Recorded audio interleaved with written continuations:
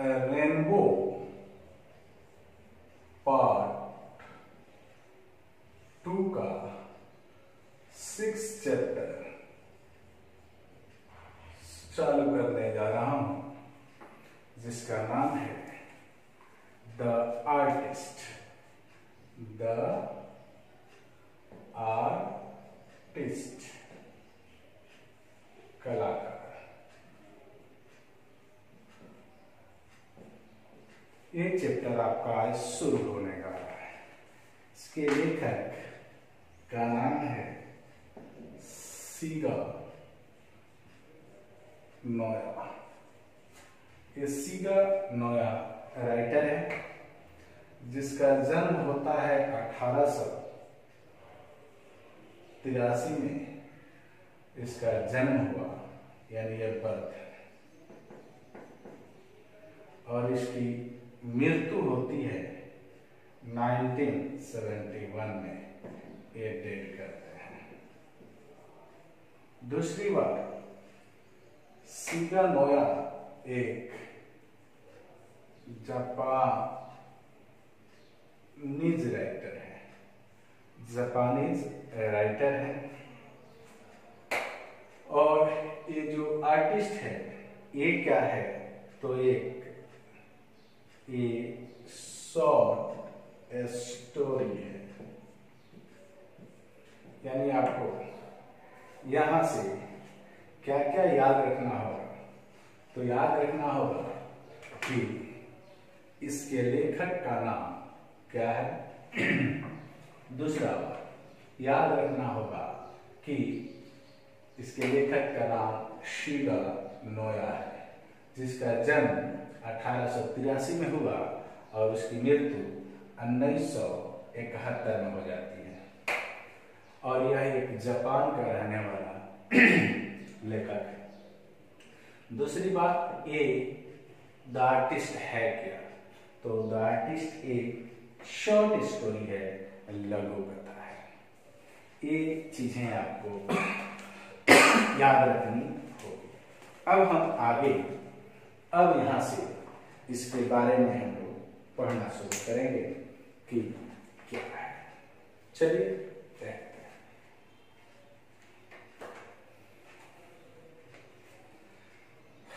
पहले about author, यानी पहले लेखक के बारे में, यानी पहले हम लोग सीगा नोया के बारे में जानते हैं, जो किताब में दिया है। मैंने शॉर्ट में आपको यहां दे दिया। कह रहा है कि सीगा नोया 1883 to 1971, यानी 1883 से लेकर 1971 is a celebrated Japanese short story writer of 20th century। 20वीं सदी के, आपसे पूछा जाएगा तो 20th सेंचुरी, ये 20th सेंचुरी के सबसे माने जाने वाले लेखक थे। He wrote very sensitively about his people। वे अपने लोगों के बारे में बड़े संवेदनशीलता से लिखते हैं। एंड देयर कल्चर, और उनके कल्चर के बारे में, यानी संस्कृति के बारे में बड़ी ही संवेदनशीलता से लिखते हैं।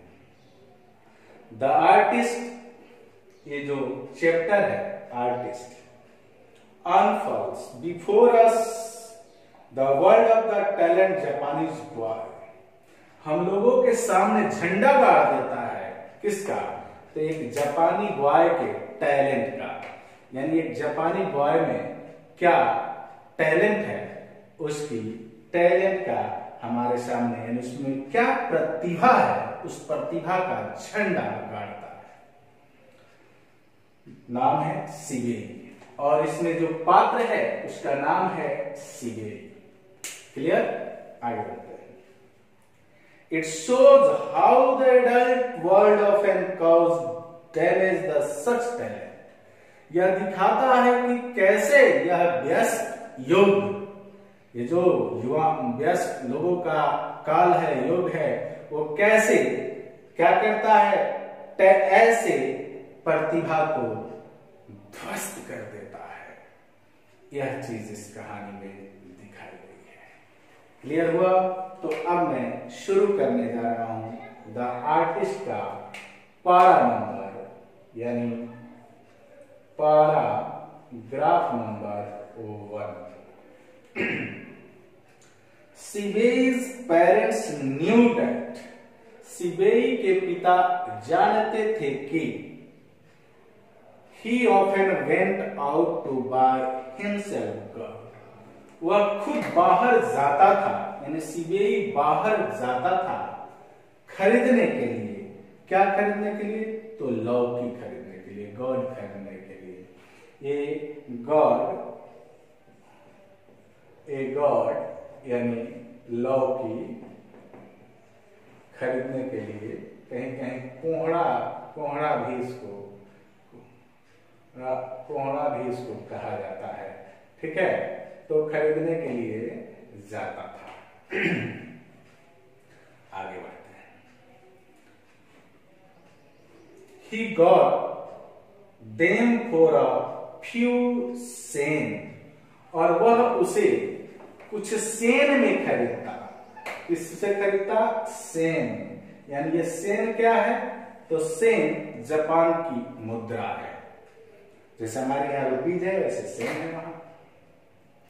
And soon he had sizeable collection, और बहुत ही जल्दी उसके पास बड़े मात्रा में लौकी इकट्ठा हो गए। लौकी उसके पास बड़ी मात्रा में बहुत ही जल्दी इकट्ठा हो गए। When he came back, जब वह वापस आता, he would first bore a net hole in the top of gourd. सर्वप्रथम वो क्या करता? जो लौकी खरीद के लाता, मान लीजिए लौकी खरीद के लाया, और इस लौकी में ये जो होल, यहाँ ऊपर में एक होल कर देता था, छिद्र करता था सर्वप्रथम। एंड एक्सट्रैक्ट द सीड्स, और इसके अंदर जितने बीज थे, इसमें सब बीज जो होते हैं उनको इस छेद से बाहर निकाल देता था। सबसे पहले यही काम करता था। नेक्स्ट ही applied tea leaves to get rid of unpleasant god smell. उसके बाद वह इस पर चाय के जो पत्ती होता था उससे एक तरह का पदार्थ बनाता था और इस पर लगाता था, ताकि इसमें जो दुर्गंध थी उससे छुटकारा पा सके।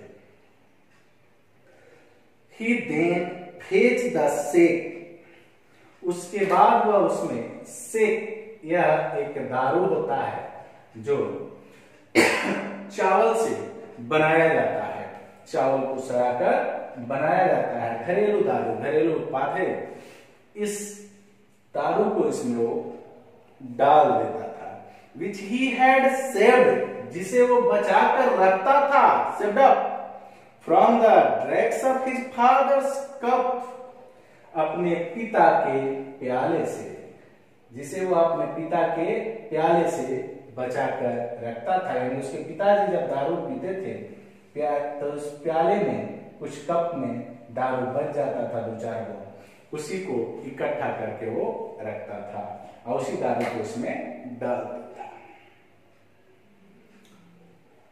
केयरफुली पॉलिश द सरफेस, और सावधानी पूर्वक इसके सरफेस को, इसके बाहरी सतह को चमकाता था। तो ये था पैराग्राफ नंबर 1। आइए पैराग्राफ नंबर 2 की तरफ आपको लेकर चलते हैं। तो ये था पैराग्राफ नंबर 1। अब मैं आपको पैरा नंबर 2 की तरफ लेकर चल रहा हूं। पैरा नंबर 2 कहता है, Shigei was passionately interested in God. Shigei बहुत रुचि रखता था उस लौकी में।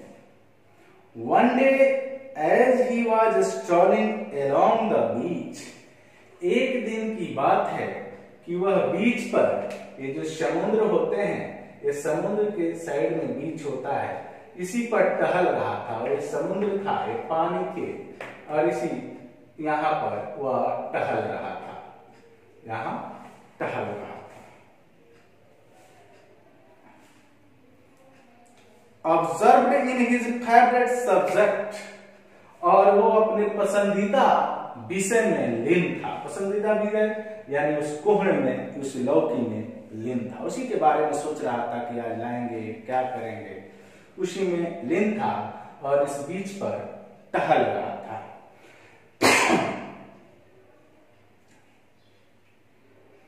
He was stirred by an unusual sights, एक दृश्य को देखकर, असामान्य दृश्य को देखकर चौंक गया।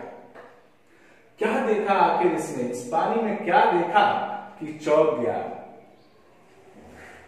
He caught a glimpse of bed, उसने एक गंजे को देखा।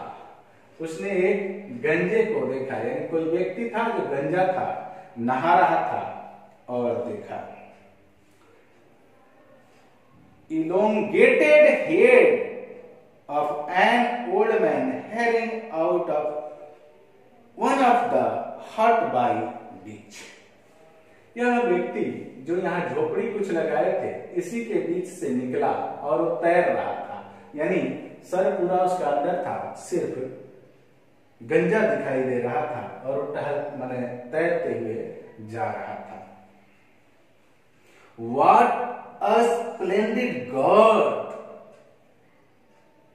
thought Shimei। शिमेई ने सोचा, क्या, कितना सुंदर, वह कोहड़ा है, वह लौकी है। शिमेई ने सोचा। The old man disappeared from sight, और वह व्यक्ति तैरते हुए उसके नजरों से उलझन हो गया, यानी दूसरे जगह चला गया। Wagging his bald pine peak, अपने उस गंजे सर को हिलाते हुए वो गायब हो गया। Only then did शिमेई realize his mistake, तब जाकर शिमेई ने अपने गलती का एहसास किया, यानी तब जाकर शिमेई को उसकी अपनी गलती का एहसास हुआ। And he stood there laughing loudly to himself, और वह इस बीच पर रुक गया और अपने आप पर जोर जोर से हंसने लगा। क्या हो गया था मेरे साथ। He laughed all the way home, और घर जाने के पूरे रास्ते वह हंसता रहा। आइए पैराग्राफ नंबर 3 को भी देखते हैं।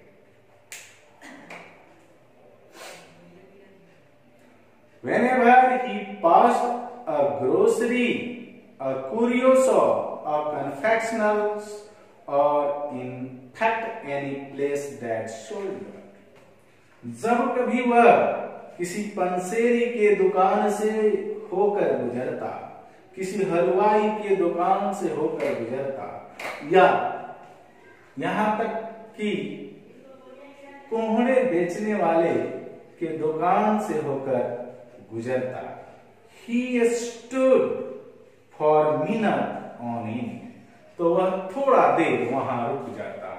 क्यों रुकता? उस लौकी के चाह में रुक जाता कि कोई बढ़िया लौकी उसे दिख जाए।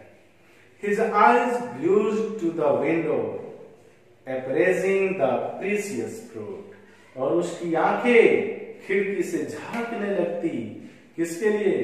तो वह बहुमूल्य फल के लिए। उस बहुमूल्य फल को ढूंढने में उसकी आंखें लग जाती। तो ये था पैराग्राफ 4। आज इतना ही, अगले वीडियो में बात।